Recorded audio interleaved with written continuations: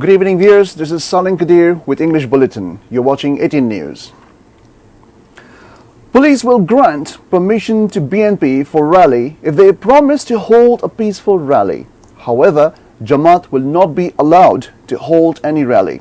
Home Minister Asaduzzaman Khan Kamal made the remark while replying to a question of the journalists at the Secretariat on Wednesday afternoon. He at the time said all political parties preserve the right to hold programs. BNP will not face any hurdle if they hold a rally peacefully at a specific venue. The Home Minister said DNP will grant permission after taking into consideration the overall situation of the rally venue. Dhaka's gateway will not be closed on the day of the rally, he added.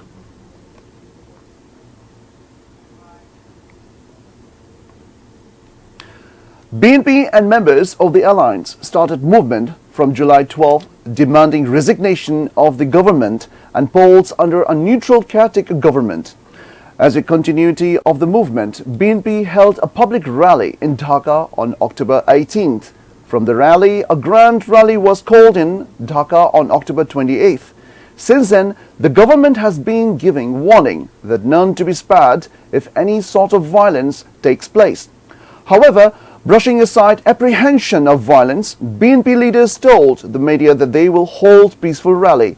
They said that the government will be compelled to step down through peaceful movement. At the same time, they expressed optimism that a record number of people will attend the grand rally.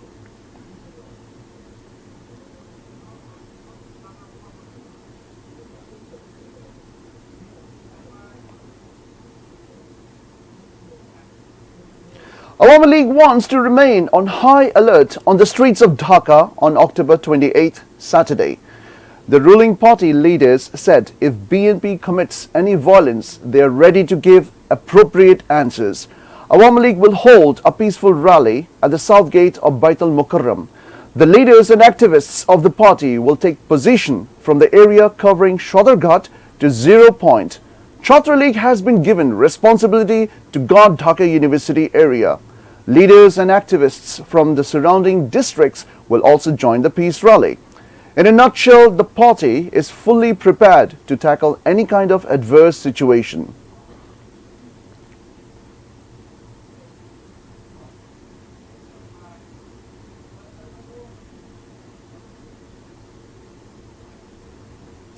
Former Minister for Communication and lawmaker from Madaripur 3 constituency, valiant freedom fighter Syed Abul Hassan is no more. Inna lillahi wa inna ilayhi rajiun. He breathed his last at a hospital in the capital. He was 72. Syed Abul Hassan fell sick after coming from Singapore on Tuesday afternoon. He was rushed to a hospital in the capital. He passed away at 2:05 a.m. after having a cardiac arrest. His body was taken to the mortuary of Combined Military Hospital in Dhaka. The then Minister for Communication, Abul Hassan, had to resign after World Bank raised a graft allegation over Podda Bridge. However, Canadian Court and Anti-Corruption Commission of Bangladesh did not find any proof of such allegation. So Syed Abul Hussein's proud appearance was seen at the inaugural of Podda Bridge. He was seen sitting beside the Prime Minister. We now follow up with a short break and we'll be back soon with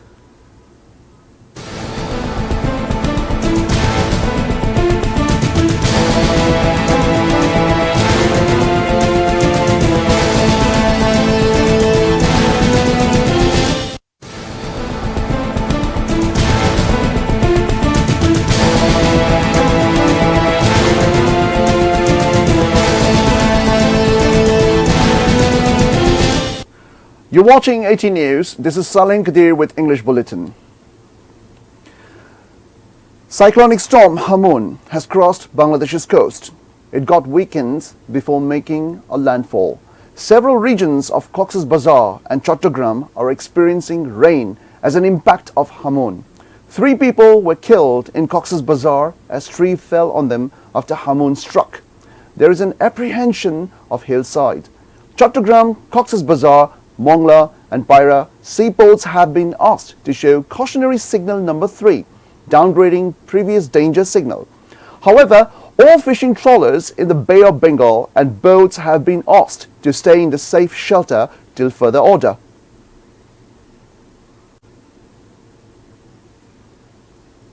We now begin with news from around the world.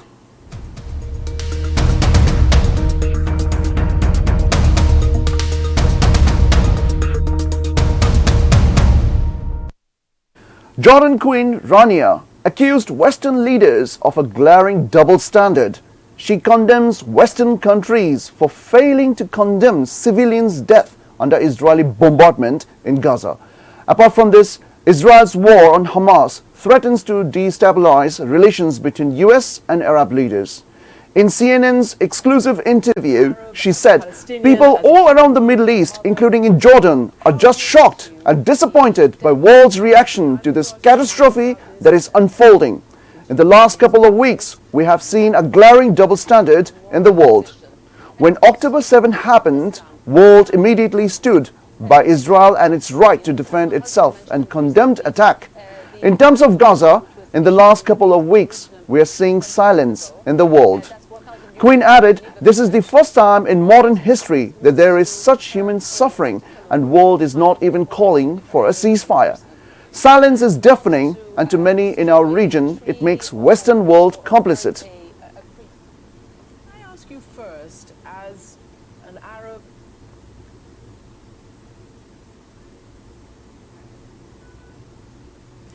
A superfog aggravated by marsh fires led to a pileup of about 160 vehicles just west of New Orleans, Louisiana on Monday.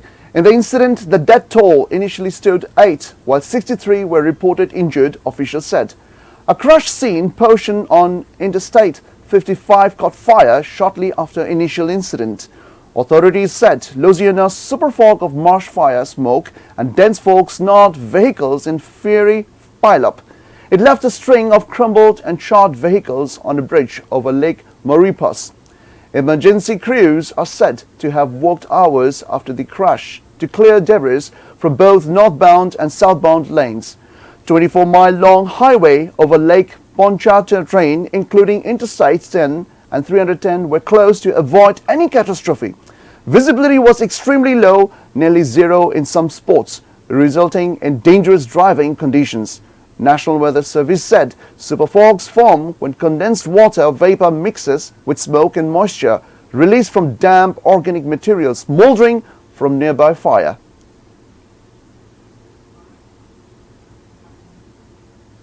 Hurricane Otis, as a catastrophic Category 5 storm, has struck the Mexico southern Pacific coast. It slammed early Wednesday local time. U.S. National Hurricane Center said Otis blowing maximum sustained winds of 270 km per hour.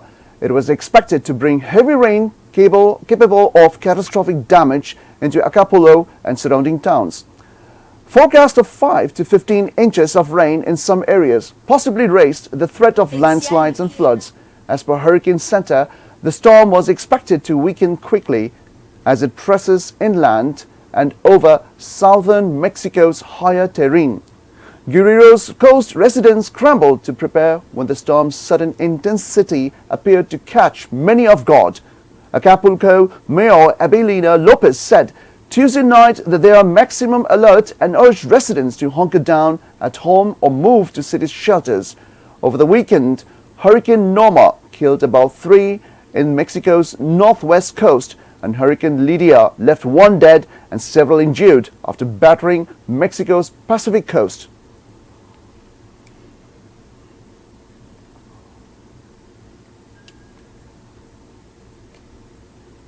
China has officially sacked its defense minister Li Shangfu. Besides, he was also been removed from the position in State Council on Tuesday. However, no explanation has been given for his removal. No replacement has been announced for his job. Moreover, his sacking follows a recent axing of several top military officials, including King Kang. King was also removed as foreign minister in July, as well as he was removed from the position in the State Council. Li has also remained absent from public life for 2 months. China's broadcaster CCTV reported China's top legislators Standing Committee of National People's Congress approved his removal.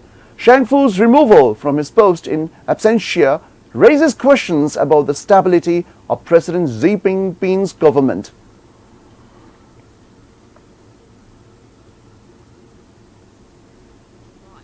Before ending the bulletin, the top stories once again.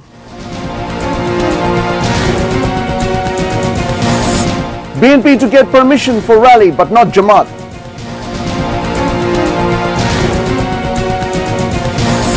BNP and Awami League tussle continues over rally. Israeli hostility against unarmed Palestinians at peak. 3 killed in Cox's Bazar as Hamon makes landfall. Jordan's Queen condemns West for silence on Gaza genocide.